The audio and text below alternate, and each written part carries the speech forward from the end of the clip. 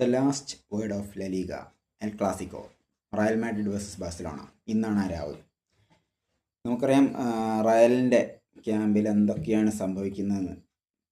Players തമ്മിലുള്ള അടി, കോച്ചും പ്ലെയേഴ്സും തമ്മിലുള്ള ഈഗോ പ്രശ്നങ്ങൾ, അങ്ങനെ ഒരുപാട് പ്രശ്നങ്ങൾ നടക്കുമ്പോൾ ഒരു എൽ ക്ലാസിക്കോ വരികയാണ്. Barcelona absolutely cool. അവർക്ക് ഒന്നും നോക്കാനില്ല.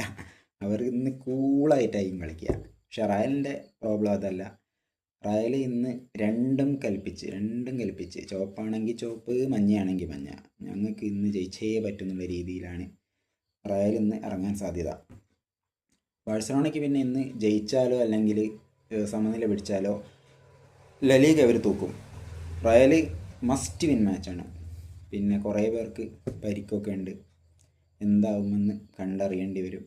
എന്തായാലും നല്ലൊരു എൽ ക്ലാസിക്കോ മാച്ചിന് നമുക്ക് സാക്ഷ്യം വഹിക്കാം എന്ന് വിചാരിക്കുന്നു.